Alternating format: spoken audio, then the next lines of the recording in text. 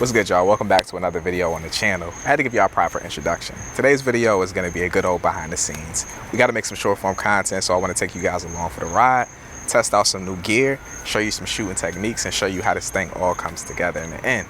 So let's get into it, man. But let me get all this stuff out of this car so we can get set up and rolling.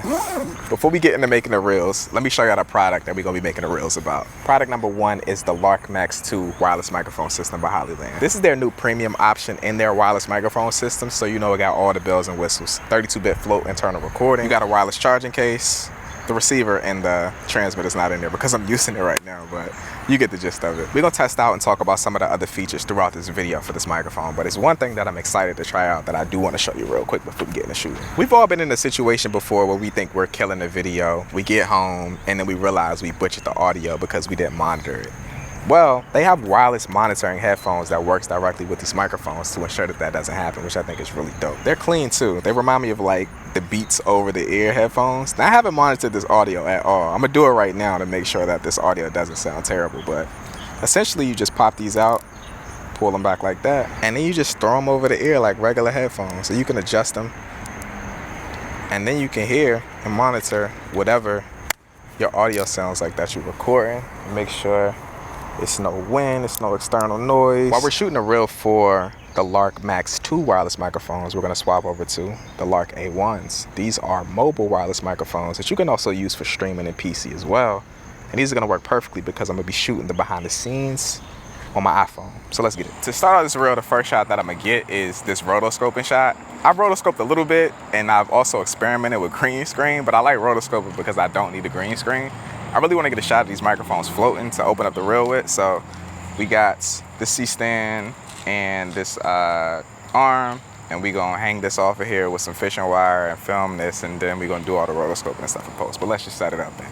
Figure it out, because I ain't really thought this through yet. We gonna figure this out together. Essentially what I'm thinking is we'll run the fishing line through the back of the microphones right here, hang it off of here, film a shot of that, and then we'll get a clean plate, and then in post I can just rotoscope these and have them floating. All right, so I got some fishing wire, and what I'm gonna start by doing is I'm gonna cut me a piece of this fishing wire, get it up on this grip arm, and then we'll hang the microphone from here, and we'll film the shot for the rotoscoping. When it comes to rotoscoping, it's a few key things that you got to take away from the process. The first one is that the less amount of motion in a shot is going to be easier for you to rotoscope the item that you're trying to cut out. So with that in mind, I shot these shots at 120 frames per second using my Sony a7C Mark II with the 24-70 f2.8 G Master Mark II lens. Another thing to keep in mind when trying to rotoscope is that this process is very similar to green screen in the sense that you don't want motion blur. You don't want to shoot at the 180-degree shutter rule. So I cranked my shutter up to make sure that the frames were extremely sharp at the 120 frames per second. And another thing to keep in mind when you're rotoscoping is that you want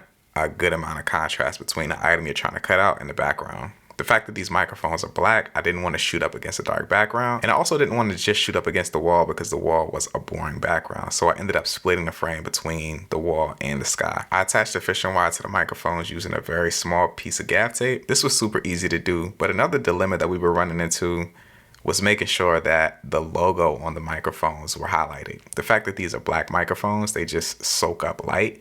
So we just brought in a reflector, shine some more light into the logos on the microphone, and it just helped the logo pop. Another thing that I did with the shot is that I reduced the speed of it all the way down to 2%. The fact that I cranked that shutter speed up and had those sharp frames, I just used optical flow inside of Final Cut Pro 10 to generate some fake frames and make that motion smooth. And I just used the magnetic mask inside of Final Cut Pro 10, which works extremely well for cutting out items when you're trying to rotoscope. And this is how the shots turned out. I think these turned out freaking amazing. I was shocked at how good these turned out. What we're about to do now is get some match cuts using the wireless monitoring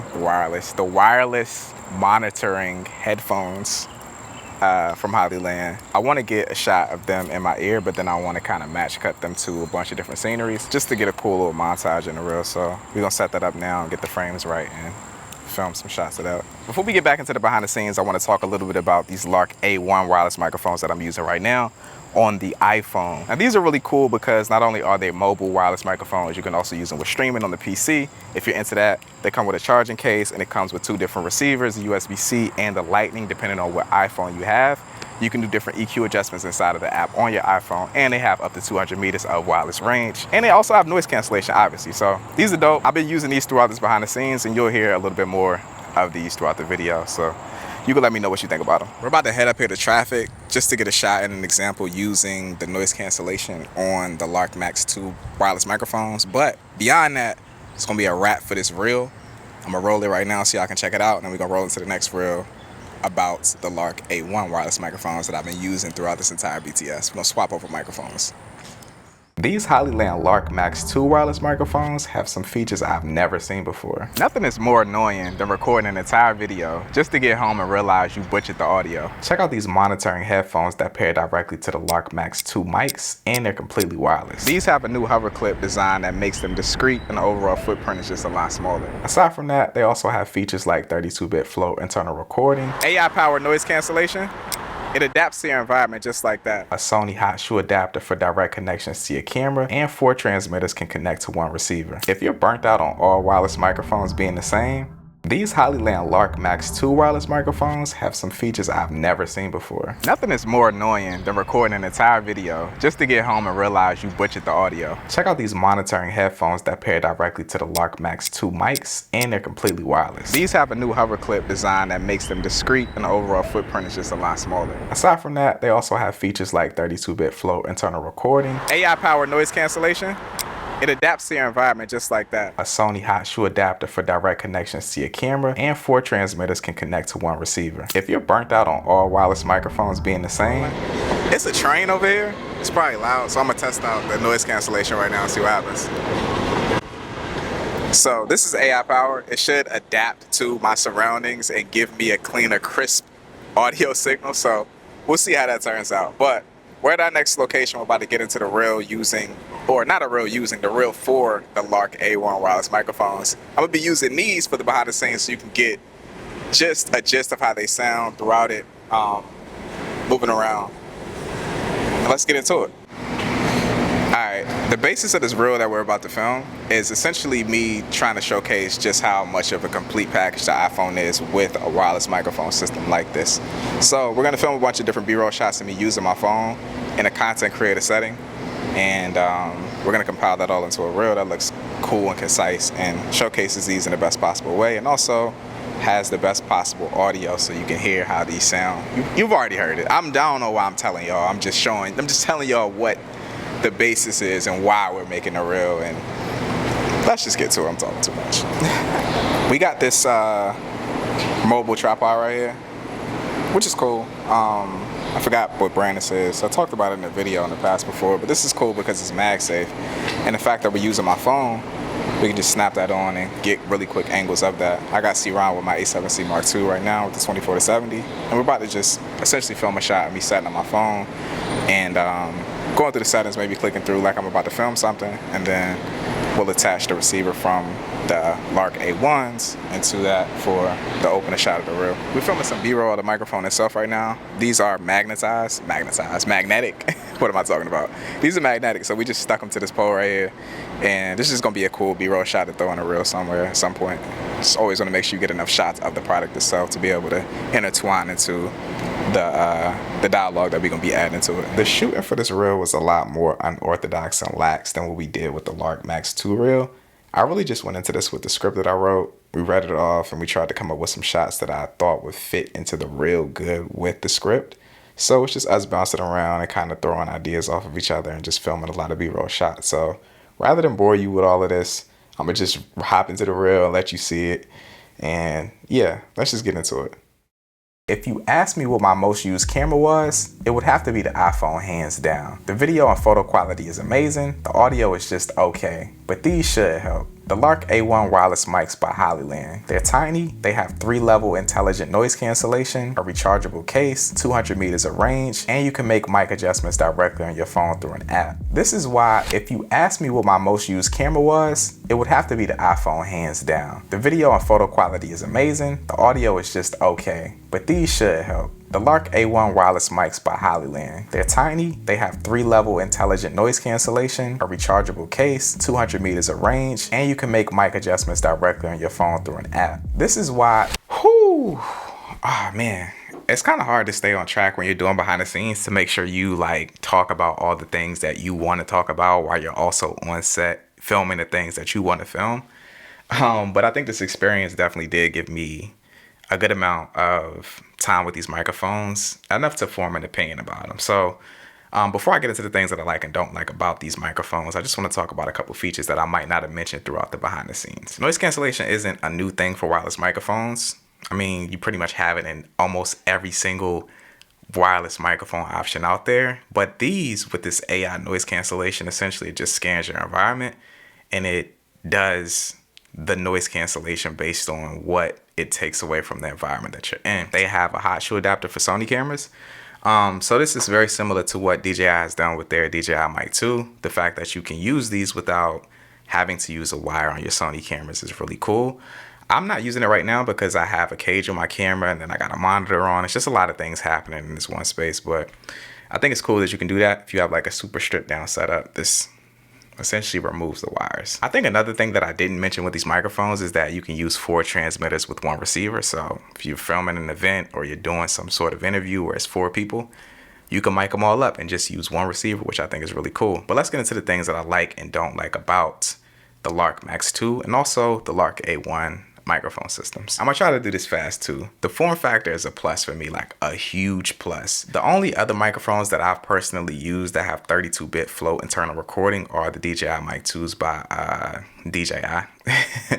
And those are cool. I've used those before, but these are significantly smaller than those, which I like a lot. I also really like the fact that these are black. They blend in on black shirts a lot better than the plastic clear case that you have on the DJI Mic 2s. I think that they look cool, but in practical use, it's just like, I kind of wish these were black. Next thing I really like about these microphones is the audio quality.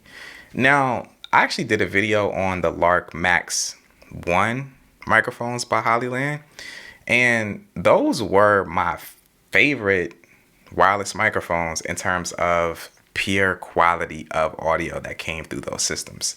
The reason why I didn't use them was because I just started using the DJI Mic 2s. 32-bit float is just enticing. And I also really liked using a hot shoe adapter with the DJI Mic 2s. But the audio quality that comes out of these microphones is actually really good. Now, throughout this video, I've done slight EQ adjustments. Like, this is what this sounds with no EQ adjustments. And then this is what this sounds like with my EQ adjustment on top of it. Just basically boosting the highs up a little bit. I found that when I use the windscreen, the wind muffs, it kind of makes it super bassy. It kind of like dulls the sound out a little bit, so I like to just bring out the highs whenever I do use these wind covers. Also, I really like the hover clip design with these microphones. I think that it makes using these in a discreet way really easy. Even though I'm holding it in my hand right now, I'm just trying to be fast and quick and efficient. But sometimes you kind of want to hide the microphone, and I like the fact that this hover clip design makes it easy to do that. I think 32-bit float internal recording is always a plus. They also have a 32-bit float system with compatible devices like the iPhone and Mac. I love the fact that this microphone system has the hot shoe adapter. That's something that I really like with the DJI Mic 2s. I also think the fact that you can use 4 transmitters on 1 receiver is also really cool. I also think the monitoring headphones are just genius. Like, they helped me in a scenario when I was out filming the other day, because I wouldn't have known that I was getting ruffles and stuff in my audio if I hadn't used those to monitor what the audio sound like. Now, I talked about how I enjoy this hover clip design with this microphone. I think that it's dope when you want to wear it discreetly, but I think when you use magnets with these transmitters, it makes it a little awkward because the mic kind of slants in a weird way. It kind of forces the microphone to lean forward, which I don't really like that much. It's not that big of a deal, but it's definitely something that you do notice. And another thing that I don't like about these microphones is this case. Now, I think the case is amazing. This material that they have on it is just so clean. It feels so nice in your hands. It's such a sleek case. And also really like the fact that it's small, but honestly, I wish this was a little bit bigger. And I want more companies to do this. I understand why they don't, but I think if companies made their cases a little bit bigger, it would make it a lot more convenient for us creators. And what I mean by this is the majority of the time when I'm using these microphones, I always use the windscreen just because it's going to be wind wherever I'm filming, or, you know, it's just going to do a good job of kind of blocking out those P's and S's when I'm talking into the microphone. So I would love to just put the microphone in the case with the windscreen on it. That way, when I go out to shoot, I don't have to you know, put it on or take it off whenever I have to put it back in the case. And this case is so small that you really can't do anything with these microphones but put them in as bare bones as possible. Like down to the point where you can't even have a magnet attached to these microphones and put them in the case and close it.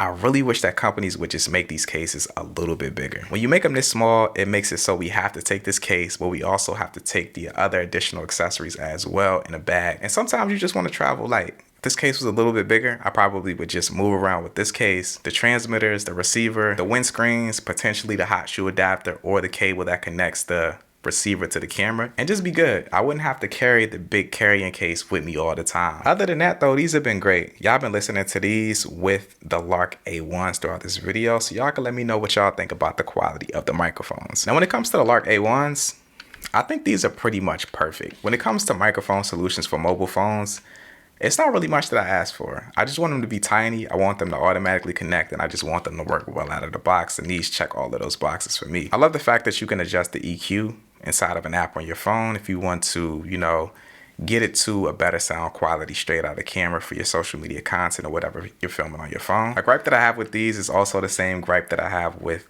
the Max 2s. I just wish this case was a little bit bigger because, like I said, you can't do nothing with the microphones but put them in here and close it. I wish that these had a little spot for you to have the wing covers inside of this as well. That way when you're out moving, all you got to pick up is this case and not any additional accessories. But other than that, the sound quality is amazing. These check all the boxes for me when it comes to mobile microphones. I just need them to work fast. Like if I can pull it out, attach it to my phone, be connected, and get great audio on my phone, it's not really much that I'm looking for beyond that. There's going to be links to both of these microphone systems down in the description below for anybody who's interested. Drop this video a like if y'all enjoyed it. But with that being said, I'm out, y'all. Peace.